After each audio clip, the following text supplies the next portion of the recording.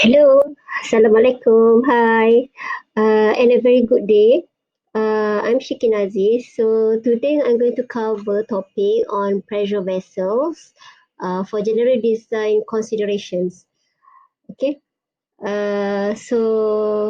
The topic here covers the specifications that need to be specified by the process engineer. So let's look what the specification that you need to know as process and food engineering graduates, as a food engineering students.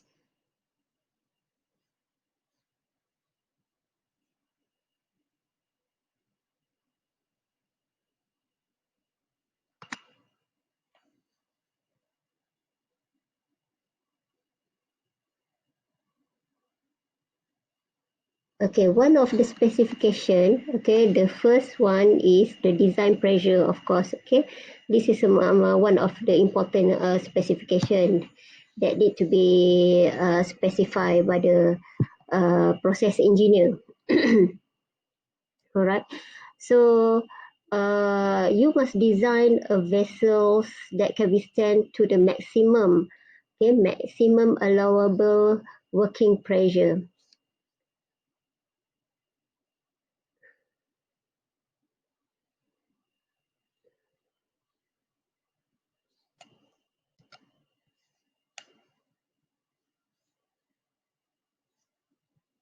Okay, to the maximum allowable working pressure. So where the pressure happening during the operations. So for vessels under internal pressure, okay, for vessels under internal pressure, the design pressure sometimes called maximum allowable working pressure. Okay, maximum allowable working pressure. And is taken as the pressure at which the relief device is set. All right. So normally for this, engineer will set 5 to 10% above the normal working pressure.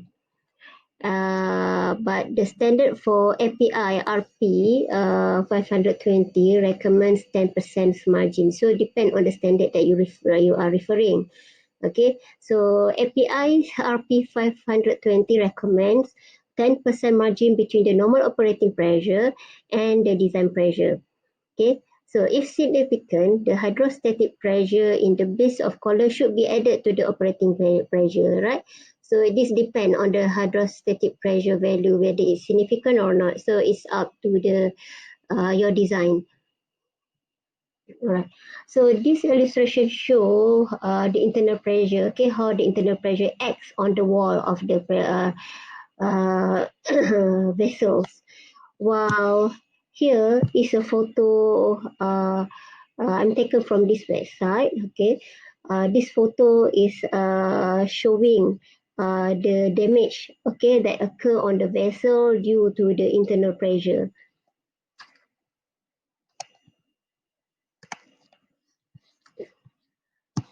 Right. Then, for the external pressure, all right, you should design the pressure to resist the maximum differential pressure, okay, that likely to occur in the equipment, all right. So, vessel likely to be subjected to vacuum. Normally, it should be designed for a full negative pressure of 1 bar, for 1 bar, all right. So unless you put an effective and reliable vacuum pressure. So this one is the external pressure acting on the wall, okay, right? Showing how the external pressure acting on the wall. While this photo taken from this website, all right, and this is showing, okay, this photo showing how the damage, okay, happen on the vessels, okay, due to the external pressure. All right. And then, by the way, I would like to again to highlight that most of the content of this lecture are taken from this textbook, okay, Chemical Engineering Design Principle Practice. where is a main textbook, your main reference textbook for your class.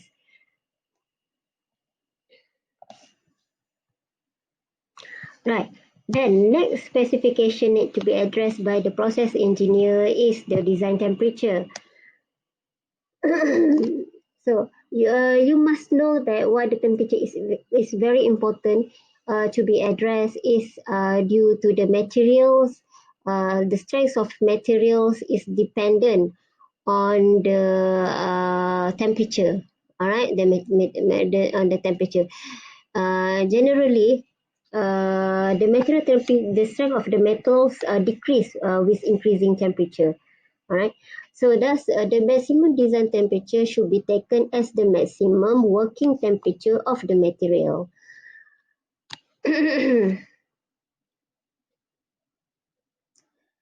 So for welded vessels, there are additional rules, okay, that need to comply. So this can be referred from SME, ASME, BPV code, and Section 8, Division 1.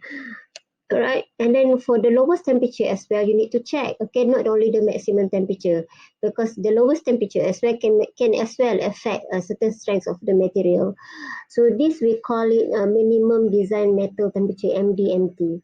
And then this minimum temperature you can referring sometimes can be taken from the lowest operating temperature of the process. Sometimes due to ambient temperature or refrigeration temperature, or a response from the process process upset. So let's say for somehow the parameters of the process is fluctuate, right? And other sources of cooling, other cooling, okay, cooling process, okay, that will happen during the process. Then okay, for next specification that you need to mention is the materials. All right.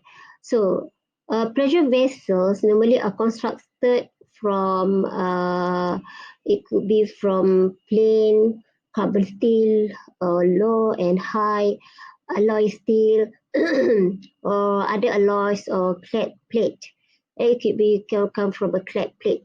So a clad plate is basically a composite steel where normally a stainless steel being used to cover a carbon steel or low alloy steel. Okay. It's like develop like envelope. Okay, the stainless steel acting as like envelope to cover the steel, the low alloy steel. All right. And the other material is reinforced plastic. Okay, some processes they are using reinforced plastic, especially process that the when the medium is highly corrosive to the stainless steel. Okay, can increase the corrosion. Right, so you need to select reinforced plastic. All right. Okay. Then, so selection of suitable material must take into account the suitability of the material for. Okay, there are three criteria here. Yeah, fabrication. Okay. For example, the welding. All right. Process environment. All right. And then material standards. All right, the material standards. So the standard normally standard have a lot of material standards, okay, and and then for this standard they provide a maximum allowable stress as a function of temperatures and maximum temperature permitted. All right. For example, standard of SME BPV code, okay, section 2 part D, okay, they provide the information on this parameter. All right. And inside the SME standard as well, they also provide the reinforced, okay, the standard for reinforced plastic that where you can refer on. Right, now let's look on maximum allowable stress, or other name for it is nominal design strength. All right. So,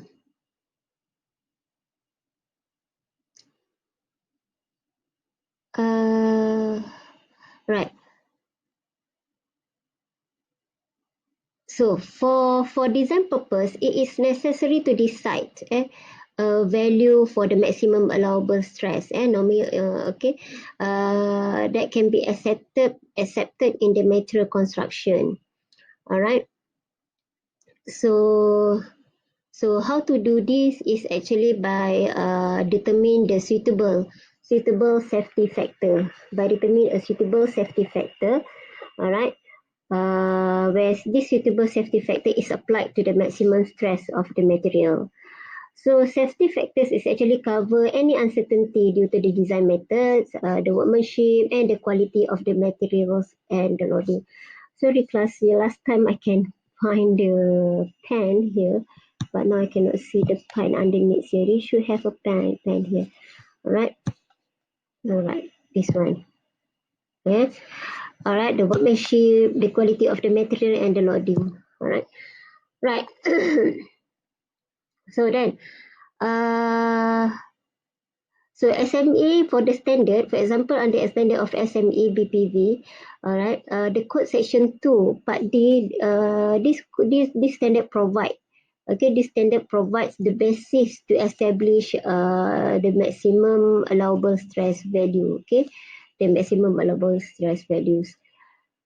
All right.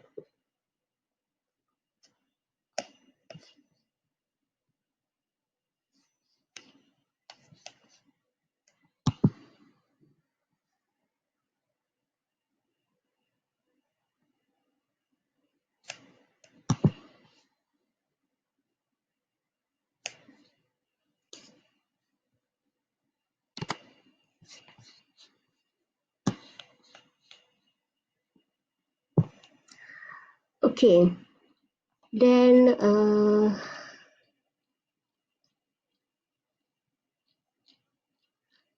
for next thing is welded joint efficiency. Okay, welded joint efficiency is another important specification that you need to know.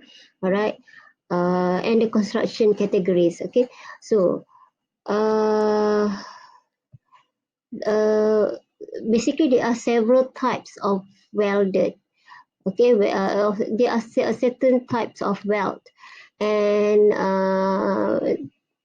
the strength of a welded joint, this will depend on the type of joint and the quality of the welding. Okay, the quality of the welding. So there are four categories. Okay, there are four categories of weld under SME BPV standard. You can refer at section 8. Okay, so this is among the four types where there is a longitudinal or spiral weld, circumferential welds, weld connecting flange, and weld connecting commuting chambers. All right. Basically, for mechanical engineer, they should comprehend this much more than process engineer for this aspect. But for us as a process engineer, we need to know the how to say the efficiency, okay, the value of the efficiency of this type of uh, this type, okay, the four type of this welder. So this can be referred from the standard, okay, this can be referred from the standard. All right. So strength and welded joint may lower. Okay, the strength of a welded joint may lower than the virgin plate. Okay, than the original plate. As the strength is welded joint, as the strength is welded joint. Okay, welded joint efficiency times by the allowable design stress. So basically, is the welded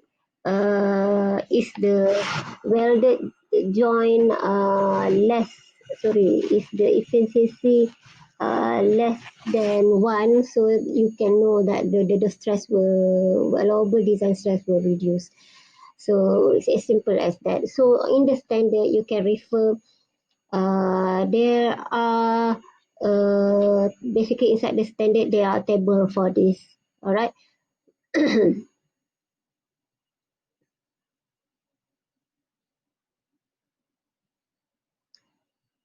And then the joint efficiency value will depend on the type of joint and amount of radiography. Okay, amount of radiography. So what is radiography? Basically, this is a non-destructive testing where it's used to inspect. Okay, to inspect the quality of the well. All right, the quality of the well.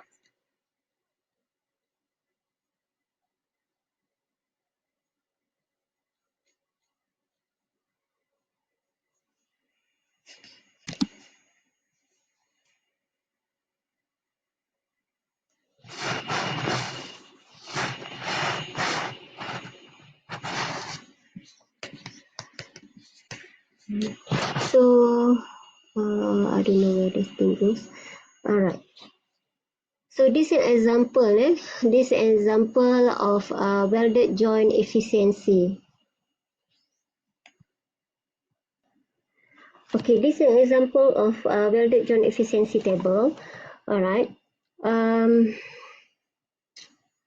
so if you can refer here, this is the joint category as explained from the previous slide. Okay, this is joint category. So, and then this is the description. Okay, it's quite hard to memorize all this description, but I would like to explain this part. Alright, so if you look at this value 1, okay, this is the efficiency of 1. Alright, the joint efficiency, okay, the efficiency of 1, okay, the joint efficiency of 1. So this showing that um, uh, uh, what they call it, is a joint efficiency of 1 is generally permitted only for butt joints. Okay, BUTT, butt joints. Okay, it's only permitted for butt joints. So okay, it's only permitted if you want, if you in order to get full efficiency like this. All right, where basically this showing that this represent, again, this reflect that where the strength of the joints is equally to the virgin, okay, to the original. All right, to the original. Sorry for this. Is I don't know what happened here. Or somehow it's not responding. Okay, itu the virgin. All right. I don't know, it is somehow this space cannot be right. Okay, to the virgin. Okay, is equal to the virgin for this one. All right, virgin material,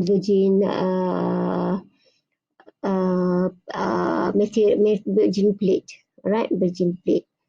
Okay, but for having this, you need to do full radiographic testing. Okay, you need to do full radiographic testing. All right, where means that the complete well length. Okay, and you need to do that. Okay, but uh, but if let's say you are in design, if you are using low, if you are using low efficiency, so it will result in a thicker vessel. It will result in a thicker vessel. Have when the material is thick, which metal is thick, that and then it will cause a very heavier vessels, and then due to this, it will increase the cost. Okay, it will increase the cost. So basically, what I understand from the textbook, okay. So basically, I think the full radiography, the examination cost is high. Yeah, the examination cost, if you are using full radiography, is very high. If let's say you want to get a joint efficiency of full joint efficiency one.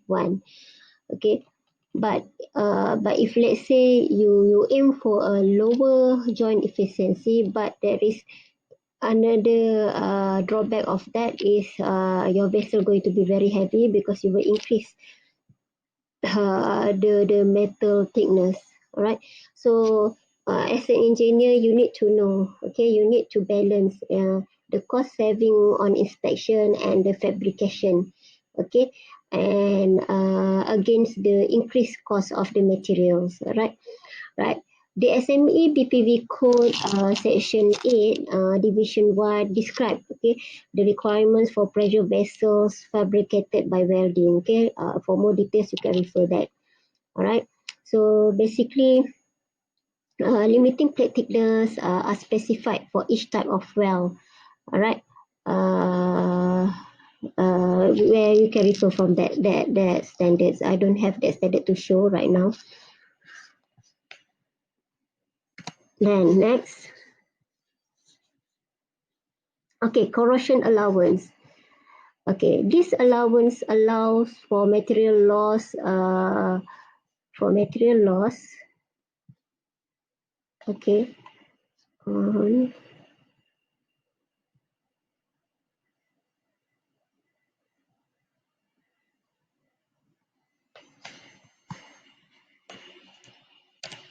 for material loss due to corrosion, erosion, or scaling. But how you can have this corrosion allowance is by addition of metal thickness. Okay, by the addition of metal thickness. So the value for corrosion allowance may be range from 1 to 4 millimeter. But this depend on the type of material and the corrosivity of on the materials, right? Um, so normally, if let's say the material are very good, normally the corrosion allowance is only 1 millimeter. 1 millimeter would be enough. Okay, 1 or 2 millimeter would be enough. But let's say the material are very easily sorry, corrosivity is very high. So then maybe you may need to have a corrosion allowance of 4 millimeter, right? 4 millimeter.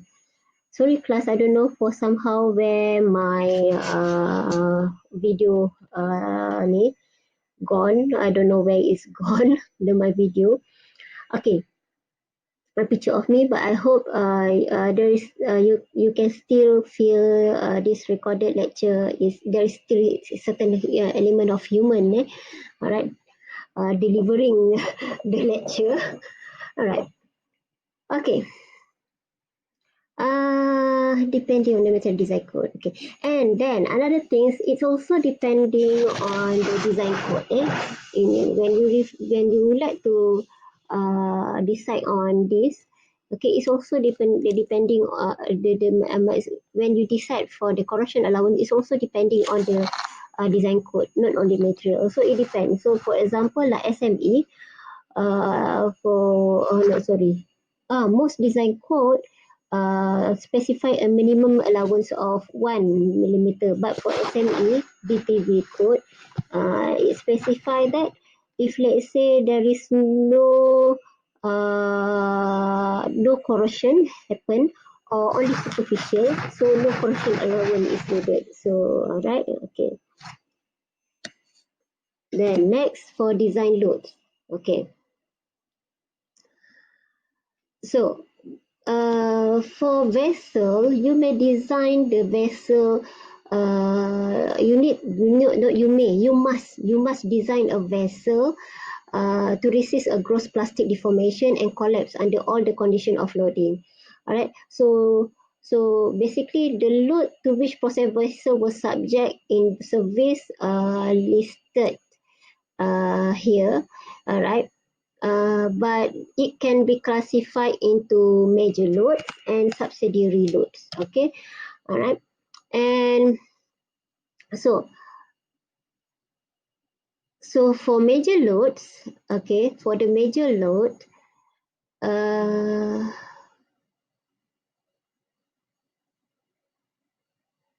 okay, for the major load, we can refer here. First, let's look at the design pressure. For design pressure, okay, this one, design pressure. So design pressure including any significant of static, of head or liquid. Wow. And then second is maximum weight of the vessel plus the contents. Okay. Under the operating conditions. Alright. This is another measure. Okay, major loads, under category of major loads. And the next one is maximum weight of the vessel plus contents under the hydraulic test conditions, right? Okay, then let's look. Okay, wind load is another one. Okay, is considered under major load. Okay, especially if you put the vessel outside of your premise. And then earthquake seismic load. Okay, for example, this generally issues for especially at the area where there is earthquake like Japan. Alhamdulillah, Malaysia don't have that. All right. And then loads supported by reacting on the vessel. So load supported by or reacting on vessel. Okay, anything that react on the vessel. Okay, all right. Then next, let's look on the subsidiary loads. Okay, so the subsidiary loads, it could, first is a local stress, where local stresses it could caused by the supports, by the supports, the internal structure and connecting pipes. All right. And then shock loads is basically caused by water hammer. Okay, this can caused by water hammer. Okay, can caused by water hammer, surging of the vessel. Alright, surging of the vessel. While here could be due to the support, internal structure. Alright, and the pipes. Okay, and the pipes. Alright. While for bending moments, it could caused by it's actually caused by eccentricity of the center. Okay, bending moment, eccentricity, ECC. Something not right here, I don't know why. ECC, eccentricity. Okay, three city. Okay, of the center of the working pressure, okay, relative to the natural axis of the vessels. All right. Then stresses due to temperature difference and expansion in okay, this one in the coefficients of expansions of materials. And then loads caused, then next, the final one is load caused by the fluctuation in temperature and pressure. All right. So, actually, in reality, a vessel will not be subjected to all these loads simultaneously. All right. So, as an engineer, you must determine what combination of possible loads, okay, that will give the worst situation. Okay. Okay, and you must make sure that you design your vessel for that loading conditions. All right, minimum practical wall thickness. Okay, this is a important parameter that you need to know. Okay, there will be a minimum wall thickness required. Okay, to ensure that any vessel can maintain the shape of the vessel. Okay, all right, to withstand the weight of the loads. All right, or any incidental loads. All right, so. Actually, the SME code has specified, okay, this under section 8, alright, has specified that the minimum thickness is 1/16 inch, which is about 1.5 millimeter, which not including the corrosion allowance. This one not including the corrosion allowance. Alright, and for any vessels dimensions, okay, sorry for this, right, and any dimension, and for any vessels, okay, and then for any vessel dimensions and material constructions. All right, so for general guide, this is taken from okay, this is taken from the Towler textbook. Okay, uh,